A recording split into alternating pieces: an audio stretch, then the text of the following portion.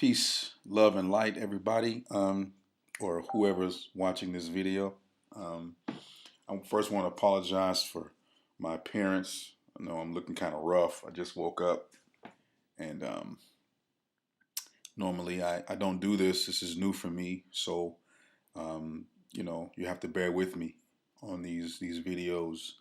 A lot of other people do it, and I follow a lot of other people, but I never really had the impetus to do it for myself. So it's a work in progress. But I was talking with a good friend of mine, and we are both um, very interested and very dedicated to the upliftment of the Black community and the expanding of Black consciousness.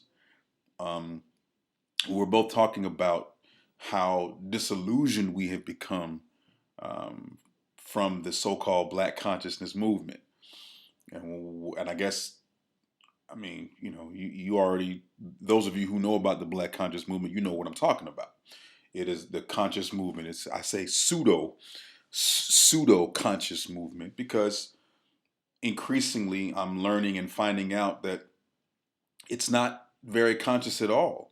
The nature of consciousness is much bigger than black and white and Europe and Africa. So even the terminology conscious is starting to lose its luster. I think when we say a person is conscious, a black person is conscious, it used to mean, oh, this person is not about is about positive black images and about the positive upliftment of the black community, and or this individual is a scholar, an African scholar who studies African history or African politics or whatever, all in an attempt to educate the black community, to educate African Americans, to educate people of the African diaspora, whether that be America, South America, Caribbean, Europe, whatever.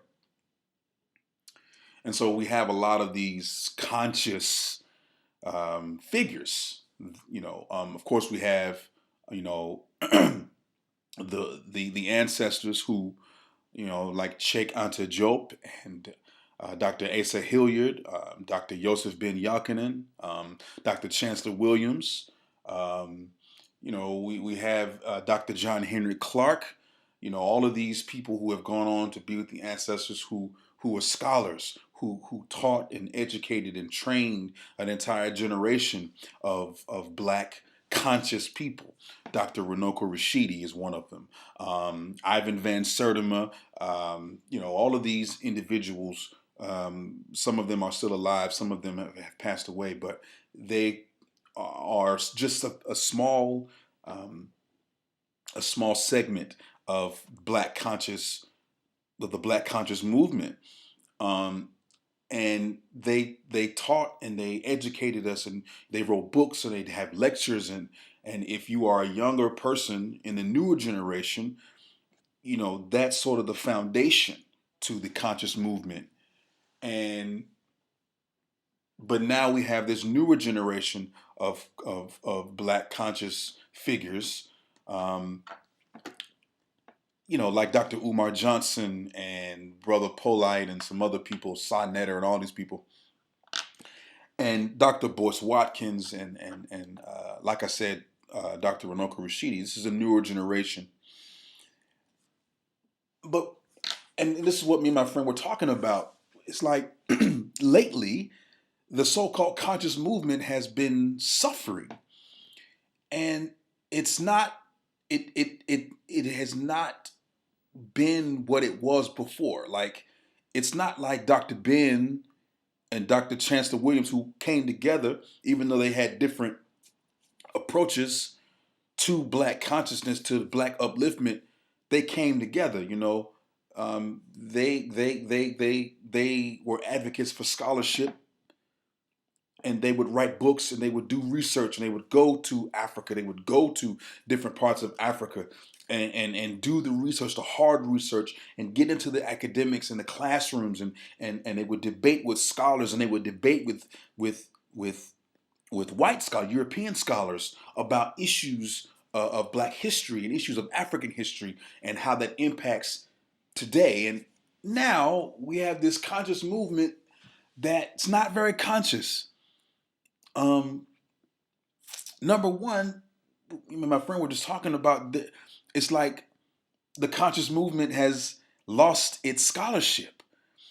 Now you have a lot of conscious individuals who are talking and speaking on these scientific facts that aren't true or that have not been contested.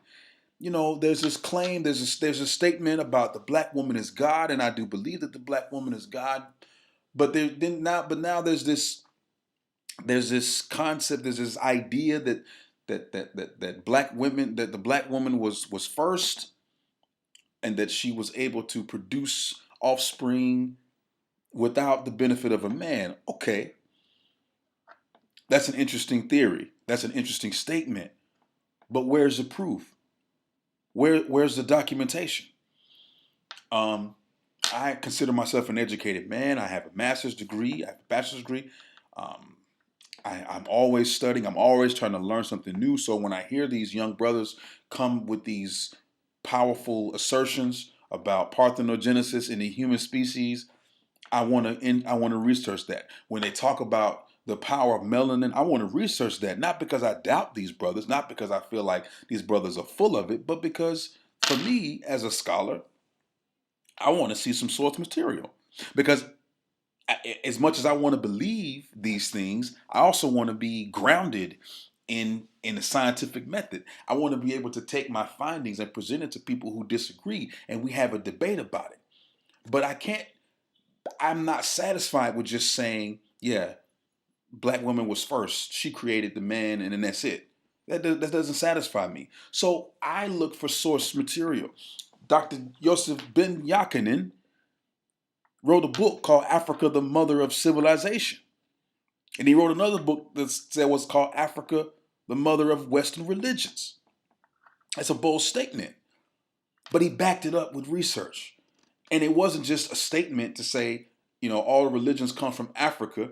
It was a statement that said all religions comes to Africa, and here's how. Here's how they all come from Africa. Let's take this religion and let's trace it back to Africa. Let's take that religion, we'll trace it back to Africa. So that anybody who agrees with him can do the research. They can okay, first they can look at his research, right? And if that doesn't satisfy them, then they can do more. It's sort of like setting the next generation up for even greater success. But these brothers today aren't doing that. They're just making statements. They're just making statements on YouTube, on Facebook. And you have this group of people, this segment of the black community that's just eating it up. They're eating it up. And they don't know what they're talking about.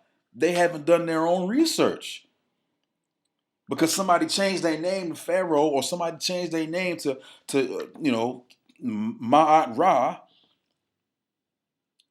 and make these statements, black people just accept it. And they don't do their own research. There's a lot of things that have been said, even by Dr. Ben, that I refute. And it's not because I don't respect Dr. Ben and his work. I venerate that ancestor, but scholarship is scholarship. Dr. Clark the same way. A lot of statements that he made in his lectures and his books that I disagree with because of my own research. That doesn't say that I'm better than Dr. Clark or that I'm smarter than Dr. Clark. It's just I found something different. Or technology has changed since Dr. Clark's day. So now we have more information is available. So things change. It doesn't take away or diminish from their legacy. It actually improves their legacy, because if it weren't for them, I wouldn't be in the vein of research that I'm in. And so I find it difficult to accept this new conscious movement because it does not offer source material. And I am hesitant to accept these theories because it's pseudoscience until it's been proven. Melanin is another thing. We talk about melanin. They love to talk about melanin as this and melanin as that. But I've yet to see any documentation that supports their statements. I have yet to see it.